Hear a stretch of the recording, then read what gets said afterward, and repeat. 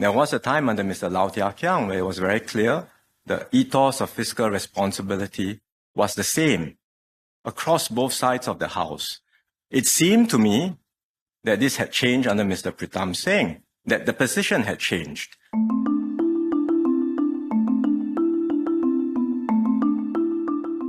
Perhaps the opposition takes a different view of fiscal management. Certainly, they want the government to use more of the reserves for current spending.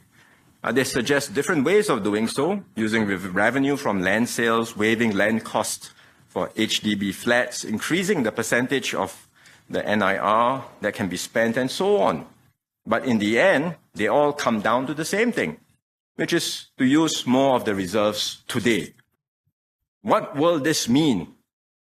Basically, we will end up with less for ourselves in the future.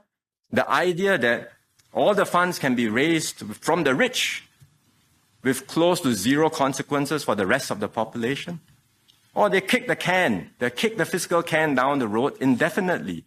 Just continue to spend and leave it to their children or to those not yet born to solve the problems.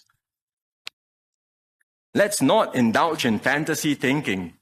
Not in this House, not in Singapore. And if the opposition parties have a different view on this, I invite them to take up the challenge that the Prime Minister issued in this House a few weeks ago. Make drawing more from the reserves an election issue. Let's go to the people, ask them for a mandate to change the constitution. You can ask them to do so. Compel the president to let you spend 60%, 75%, or even 100% of the NIR. The PAP will join issue with you. We will present our case to Singaporeans, and ultimately, Singaporeans can decide what is the best fiscal approach to take Singapore forward.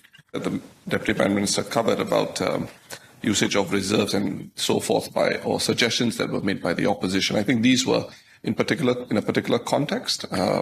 Didn't come up in this debate, but certainly in previous debates where we talked about how we can make up for funding gaps vis-a-vis GST and all that. So the call for information actually is very much part of how the opposition tries to understand or tries to work through a mechanism or a framework of fiscal prudence as well. And I'll give you an example how we do that. The minister talked about, Finance Minister, I beg your pardon, talked about unemployment insurance, and I think he made clear at his roundup speech that it'll be financed through taxes. And the Workers' Party had proposed a scheme which was actually financed by employer and employee. And so I would be cautious to suggest that the opposition essentially just wants to dig into the reserve, because we do think about the financial prudence question quite carefully.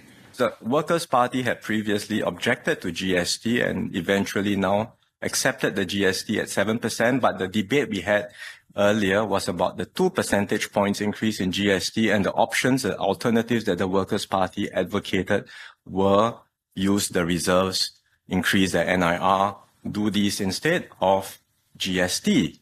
Now that we have implemented GST, as the Workers' Party said with the 7%, now that it's done, we've accepted it.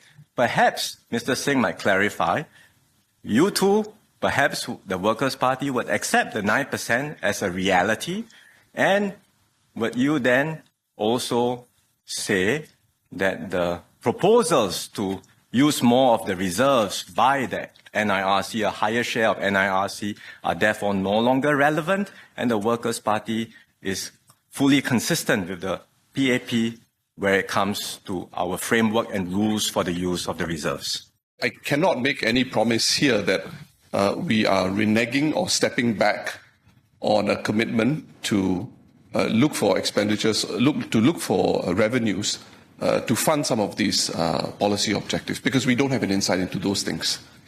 Now, by and large, I think the vision or whatever is before the Workers' Party in particular. I can't speak for the entire opposition, but we'll have to work with the information that we have. We are not in government.